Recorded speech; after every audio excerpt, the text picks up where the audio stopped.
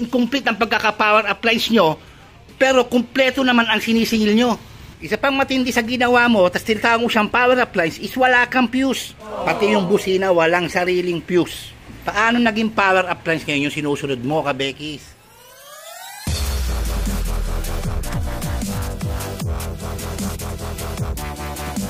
Shoutout ko lang kayong mga power appliance wannabes. Ibig sabihin ko, kayong mga gumagaya sa power appliance method na ginawa ko at pinagkakakitaan nyo na ngayon. Nakakalungkot isipin, bigay na ako sa inyo ng isang way para makapag-wiring kayo ng tama at pagkakitaan nyo na din. Pero ang problema naman sa inyo, tinatawag yung power appliance yung ginagawa nyo, which is under name sa ginagamit ko, pero ganito kayo mag-wiring. So itong pasyo mga kabekis is galing lang po dito yan sa kabilang barangay namin. Una, may gumawa na po nito. Ngayon pinarewire po niya to sa isang nagpa-power appliance din daw.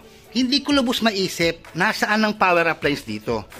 Malinaw po sa mga video ko na ang power appliance is combination po ng malinis, intact, secured, detalyado pagkaka-wirings.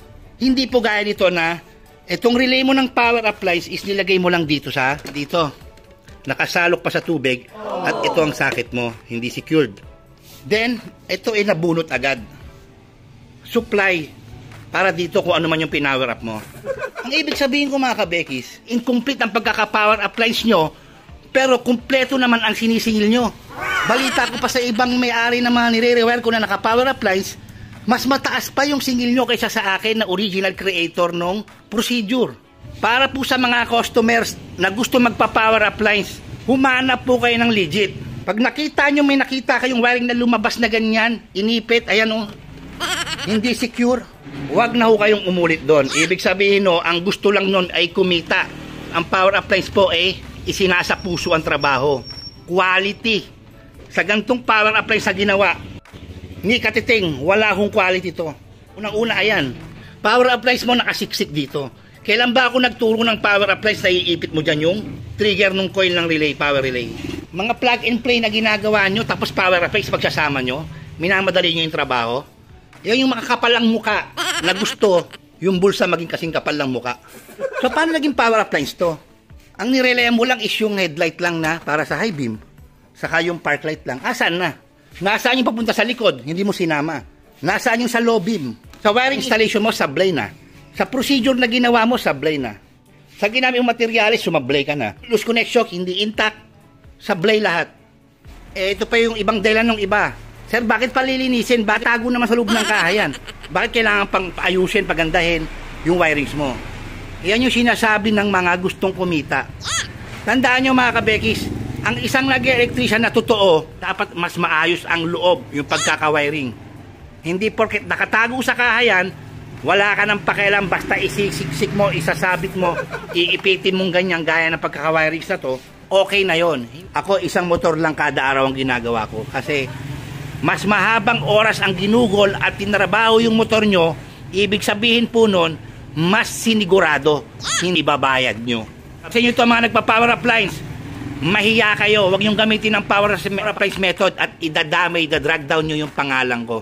At para malaman nyo kung ano yung tinutukoy ko, abangan nyo to, no? Magdidilim, i-rewire ko itong buo sa power appliance method. At yun po ang ipapakita ko sa inyo kung paano ba talaga gamitin at kung ano ang itsura ng power appliance method. Abangan nyo yan, tignan nyo. Oh, mga power appliners, makinig at manood. Ito po yung totoong power appliance. Ang wiring, ang sinesetup. Kukumpara na natin kanina. Nawala na yung mga pang-fiesta banderitas. Ayan na, maayos na.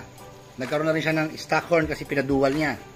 Secured, intact, malinis. Kung yung maging power appliance yung ginagawa nyo talaga, ilagay nyo sa tamang procedure. Lagyan nyo ng fuse, lagyan nyo ng terminal, lahat. Huwag nyo isisiksik, huwag nyo isasabit, hinangin nyo. Ayun, ang linis, so pwede naman gawin. Gugugulan nyo ng oras. Gabi na, sinimulan ko ng 9:30. Ang sinasabi ko, sa mga customer nagpapagawa, ang totoong nagpa-power appliance po, hindi humabilisan niya, lalo na sa ganitong setup, tignan nyo. MDL dual horn power appliance ang ginawa rito, pero inaabot ng ganong oras. Ganun po ang proseso ng power appliance. Na ako na expert na, gamay ko na, ako na ang may procedure ng akin ng method, inaabot ako ng ganitong oras, tapos kayo, sandali lang, tinatapos nyo. Nakadalawa 3 motor pa kayo at proud pa kayo. Hindi ho ganun ang power appliance. So kung ayaw nyo makinig sa akin, mga followers natin na nagpa-power appliance na pinagkakakitaan nyo, kayo na lang po mga customer na gusto magpagawa ng power appliance, ito po ang panuurin nyo, ito po ang sundin nyo, ito po ang tignan nyo. Hindi binadali, maayos, malinis ang wirings. Dahil ang power appliance is combination po yan ng malinis na wiring. Hindi ho power appliance yun pag yan ay sinorkat, plug and play, siniksik, inipit, wala daw puto, wala daw splice. Hindi ho ganun ang power appliance mga kabekis. Perfecto po dapat ang gagawin nyo.